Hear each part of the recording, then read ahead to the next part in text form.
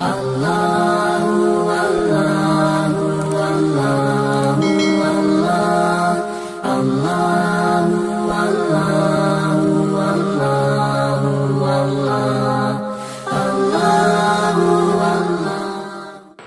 ان لوگوں نے کہا جو کافر ہیں کہ نہیں ہے یہ قرآن مگر ایک جھوٹ جس کو گھڑ لیا ہے، اور اس کی مدد کی ہے ایک قوم نے ایک دوسری قوم نے، پس تحقیق وہ لائے ہیں ظلم اور جھوٹ کو۔ اور انہوں نے کہا یہ پہلے لوگوں کی قصے کہانیاں ہیں جن کو اس شخص نے لکھ لیا ہے، بس یہ اس کو املا کروائی جاتی ہیں صبح اور شام۔ اے میرے محبوب صلی اللہ علیہ وسلم، آپ فرما دیجئے کہ یہ قرآن اس ذات نے نازل کیا ہے جو آسمان و زمین کے رازوں کو جانتی ہے، بے شک وہ ذات بڑی بخشنے والی بڑی ہی مہربان ہے۔ یہاں سے مشرکین کے اعتراضات کا سلسلہ اللہ رب العزت شروع فرما رہے ہیں۔ تو مشرکین کا پہلا اعتراض کیا تھا قرآن کے بارے میں؟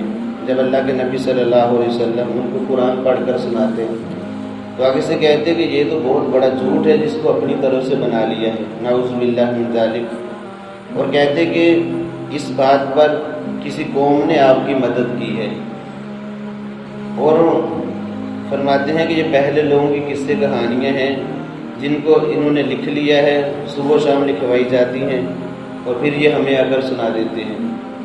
اب یہ مشرکین مکہ یہ عرب لوگ تھے، انہوں نے قرآن پر اعتراض کیے ہیں، قرآن نے پھر ان کے جواب بھی دیے ہیں۔ بنیادی بات تو یہ ہے کہ اللہ رب العزت کا ایک طریقہ ہے، سنت ہے کہ جس قوم میں جس چیز کا گھمنڈ ہوتا ہے اللہ رب العزت نبی کو ویسا ہی معجزہ دیتے ہیں جس سے ان کا گھمنڈ تکبر خاک میں مل جاتا ہے۔ اب ہم دیکھتے ہیں موسیٰ علیہ السلام کی قوم بنی اسرائیل، تو ان میں جادوگری بڑے عروج پر تھی۔ فرعون، آپ نے سنا ہے واقعہ کہ فرعون نے 70,000 جادوگر موسیٰ علیہ السلام کے مقابلے میں بلائے تھے، بڑے عروج پر تھی، اور جادوگری اور نجومی لوگ بہت زیادہ تھے، جادوگر نجومی، اور اس کہانت کو بہت بڑا سمجھا جاتا تھا، جادوگری کو بہت زیادہ سمجھا جاتا تھا، بڑا گھمنڈ تھا ان کو۔ تو اللہ تعالیٰ نے موسیٰ علیہ السلام کو 2 ایسے بڑے معجزے دیے کہ جادوگر بھی حیران رہ گئے۔ ایک یہ کہ اپنا ہاتھ بغل میں لے جاتے اور باہر نکالتے تو سورج کی طرح چمک رہا ہوتا۔ دوسرا معجزہ یہ تھا کہ اپنا عصا و ڈنڈا پھینکتے تو بہت بڑا اژدہا بن جاتا۔ اور جب مقابلے پر یہ 70,000 جادوگر آئے ہیں اور انہوں نے اپنے کرتب دکھائے تو موسیٰ علیہ السلام نے اپنا عصا پھینکا، وہ سب ان کے سانپوں کو نگل گیا۔ تو یہ بات جادوگر سمجھ گئے، کیونکہ جو بندہ جس لائن کا ہوتا ہے اس کی باریکیوں کو سمجھتا ہے۔ تو جادوگر سمجھ گئے کہ یہ کوئی جادو نہیں ہے، واقعتاً یہ نبوت ہے۔ تو وہ سمجھ گئے اور جان گئے، اور انہوں نے سب نے کلمہ پڑھا، مسلمان ہو گئے۔ فرعون وہاں ذلیل و رسوا ہوا سب کے سامنے۔ تو جو گھمنڈ تھا ان کے دلوں میں، اللہ نے اس کو خاک میں ملایا۔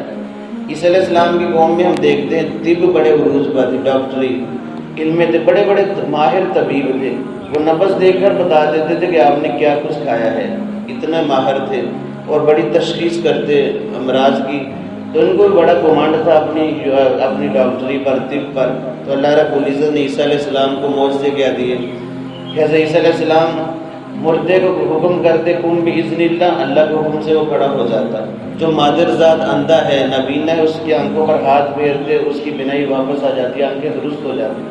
اب یہ ایسا معجزہ تھا، دنیا کی ساری ڈاکٹری مل جائے کسی کو نابینا کو آنکھیں نہیں دے سکتے۔ تو عیسیٰ علیہ السلام کا یہ معجزہ تھا۔ پھر مٹی کا پرندہ بناتے، اس میں پھونک مارتے وہ ہوا میں اڑ جاتا۔ اب یہ بھی ایسا ایک معجزہ تھا، ساری ڈاکٹری مل جائے اور پرندہ بنانے کی کوشش کرے تو وہ اس میں ناکام رہے گی، کسی کے اندر بھی وہ جان نہیں بن سکتی، جان نہیں ڈال سکتی۔ اسی طرح کوڑی کا مرض جس کو ہوتا ہاتھ پھیرتے وہ درست ہو جاتا۔ عیسیٰ علیہ السلام بھی خبر دیتے کہ تم نے کیا کھایا ہے اور تم نے اپنے گھروں میں بھی کیا کچھ رکھا ہے، ذخیرہ رکھا ہے۔ حضرت عیسیٰ علیہ السلام اللہ کے حکم سے یہ خبر دیتے۔ تو ایسے ایسے معجزے دیے کہ وہ لوگ دنگ رہ گئے اور ساری ان کی ڈاکٹری اور طب فیل ہو کر رہ گئی، تو اللہ نے ان کو رسوا کیا۔ عرب کے لوگ یہ عربی دان تھے، ان کو بڑی اپنی زبان دانی پہ بڑا ناز تھا، گھمنڈ تھا، اپنے آپ کو تو عربی کہتے، باقی سب کو اجمی کہتے کہ گونگے ہیں سب، ہمیں بس بولنا آتا ہے۔ بڑا گھمنڈ تھا، بڑے بڑے ادیب اور شعراء اور بڑے بڑے قصیدے انہوں نے لکھے، یہاں تک کہ بیت اللہ کے اوپر بھی 7 بڑے قصیدے لکھ کر انہوں نے لٹکائے تھے، اور ان کا چیلنج تھا کہ کوئی اس جیسا کوئی کلام لکھ نہیں سکتا۔ اب ایسے بڑے بڑے چیلنج انہوں نے کیے۔ اب جب قرآن اللہ تعالیٰ نے ان کا گھمنڈ خاک میں ملانے کے لیے اپنے محبوب کو یہ قرآن زندہ جاوید معجزہ دیا۔ قرآن ایسا زندہ جاوید معجزہ ہے، اس نے بھی قرآن نے چیلنج کیے، تمہیں بڑا گھمنڈ ہے اپنی زبان دانی پر، بڑا ناز ہے، تو ذرا اس جیسی کوئی چھوٹی سی صورت لے کر آؤ، 10 صورتیں جیسی لے کر آؤ۔ لیکن وہ اپنی فصاحت و بلاغت کے باوجود عاجز آگے اور اس جیسا کلام نہ لا سکے، اور اعتراض نبی پر کرتے ہیں کہ اس نے خود بنا لیا ہے، نعوذ باللہ گڑھ لیا ہے۔ فرمایا کہ یہ اللہ کے نبی صلی اللہ علیہ وسلم نے اپنی طرف سے نہیں بنایا، بلکہ یہ تو اللہ رب العزت کی طرف سے نازل کرتا ہے۔ اور کہتے ہیں کہ بعض لوگوں نے آپ کی مدد کی ہے، اور اللہ تعالیٰ نے اس کو بھی قرآن مجید میں 14ویں بارے میں بیان فرمایا، وَلَقَدْ نَعْلَمُ أَنَّهُمْ يَقُولُونَ إِنَّمَا يُعَلِّمُهُ بَشَرٌ لِسَانُ الَّذِي يُلْحِدُونَ إِلَيْهِ أَعْجَمِيٌّ وَهَذَا لِسَانٌ عَرَبِيٌّ مُبِينٌ، کہ جو آپ صلی اللہ علیہ وسلم کے پاس ایک غلام تھا عطاس نامی، وہ بیٹھتا تھا۔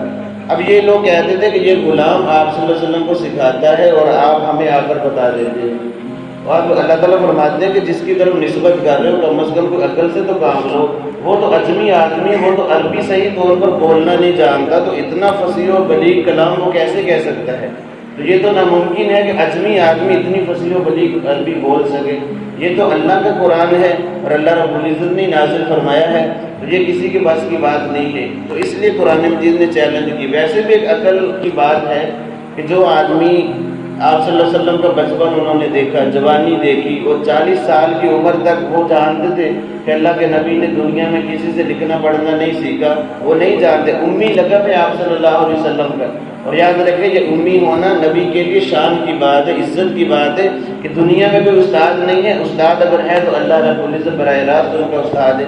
اب ایسا آدمی جس نے کچھ لکھنا پڑھنا نہیں سیکھا کسی سے 40 سال کی عمر تک، اور 40 سال کے بعد ایسا کلام کہے کہ بڑے بڑے ادیب اور بڑے بڑے شعراء عاجز آ جائیں اور سامنے گھٹنے ٹیکنے پر مجبور ہو جائیں، اور اس جیسا کلام چیلنج کے باوجود نہ لا سکے، تو یہ معجزہ نہیں تو اور کیا ہے؟ یہ اللہ کی اتنی بڑی قدرت کی نشانی نہیں تو اور کیا ہے کہ جو بندہ فصاحت و بلاغت کو نہیں جانتا تھا اور اتنا بڑا کلام کہہ دیے کہ بڑے بڑے شعراء ادیب عاجز آگے اس سے، تو یہ قرآن مجید نے چیلنج کیے ہیں۔ پھر ایسے چیلنج کیے کہ یہ لوگ بھی اس جیسا لا نہ سکے، پوری کوشش بڑی لوگوں نے کوششیں کی ہیں قرآن جیسا بنا دیں، لیکن قرآن مجید جیسا ایک کلام بھی لکھ کر رہے ہیں۔ بس کہتے ہیں کہ ایک بہت بڑا ادیب تھا عرب میں، وہ یعنی جو کہہ لیں کہ سب سے بڑا ماہر عربی میں فصاحت و بلاغت میں، اس کو ان لوگوں نے اکٹھے ہو کر بلایا اور کہا کہ آپ اس قرآن کے چیلنج کو توڑ کر دکھائیں، آپ سب سے بڑے ادیب ہیں۔ اس نے کہا ٹھیک ہے، میرے 1 سال کا راشن تیار کرو، میرا سارا گھر کا انتظام کرو، میں نے صرف لکھنا ہے اس کے مقابلے میں۔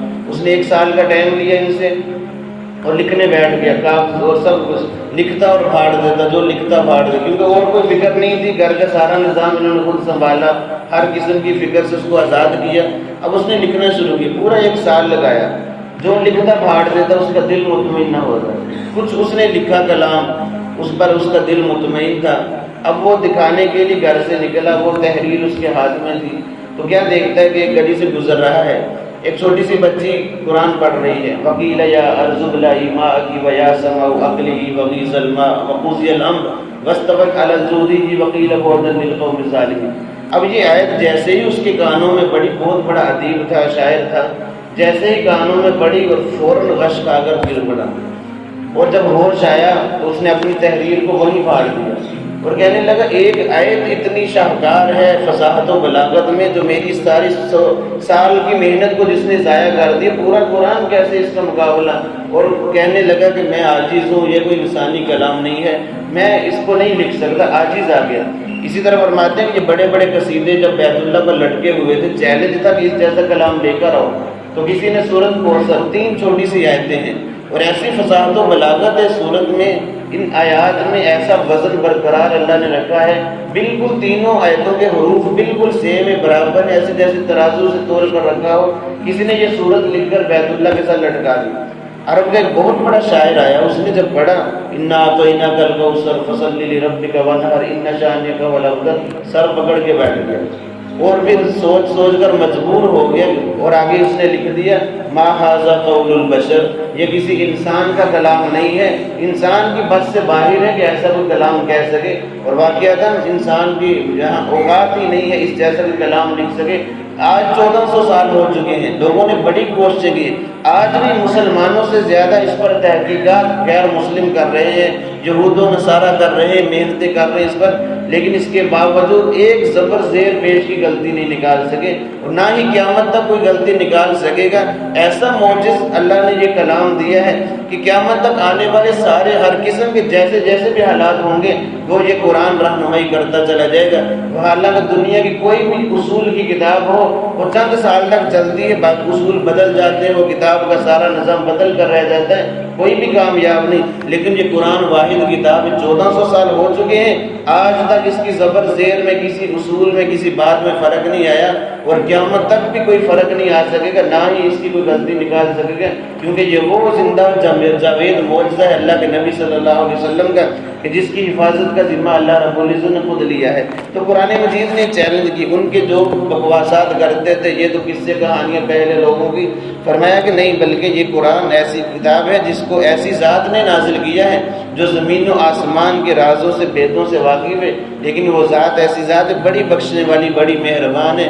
اگر یہ اللہ رب العزت کی شان غفاریت اور شان رحیمی نہ ہوتی تو تم جیسے بکواس کرتے قرآن کے بارے میں، اللہ تعالیٰ تمہیں نیست و نابود کر دیتے، زیر و زبر کر دیتے، لیکن اللہ رب العزت مہلت دیتے ہیں تاکہ تم اس قرآن کو سمجھو اور اس کی طرف لوٹ کر آؤ۔ یہ زندہ اور جاوید معجزہ ہے، جس نے بھی عقل کی آنکھ سے ذرا اطمینان سے قرآن کا مطالعہ کیا ہے ضرور وہ اس سے متاثر ہوا ہے، کیونکہ قرآن میں ایسی تاثیر اللہ رب العزت نے رکھی۔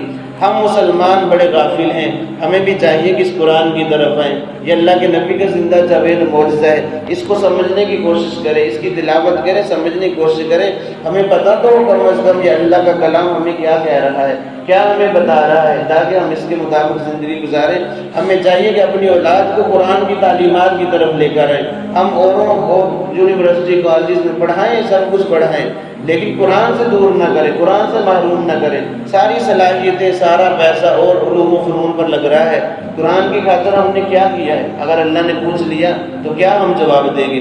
اس لیے ہمیں اس بات کی فکر کرنی چاہیے اور قرآن کے مفاہیم کو سمجھنا چاہیے کہ یہ قرآن کہتا کیا ہے۔ جب ہم سمجھ لیں گے انشاءاللہ دیکھیں گے پھر کیسا قرآن پڑھنے میں مزہ آئے گا کہ جو ویسے مزہ نہیں آتا۔ عرب کو دیکھا قرآن پڑھتے روتے ہیں، بڑے بڑے لوگ رو رو کر بس وقت پڑھنا مشکل ہو جاتا ہے ان کے سامنے۔ ایسا یہ معجز کلام اللہ رب العزت نے ہمیں دیا ہے، ہمیں اس کی قدر کرنی چاہیے، اور جو اس کی قدر کرتا ہے اس کے ساتھ مل جاتا ہے یہ قرآن اس کو بلندیوں پر لے جاتا ہے، جو اس کو پس پشت ڈال دیتا ہے یہ قرآن ہی اس کو ذلیل و رسوا کر دیتا ہے۔ اللہ رب العزت سے دعا ہے کہ اللہ تعالیٰ میں قرآن کی تعلیمات کے مطابق زندگی گزارنے کی توفیق عطا فرمائے۔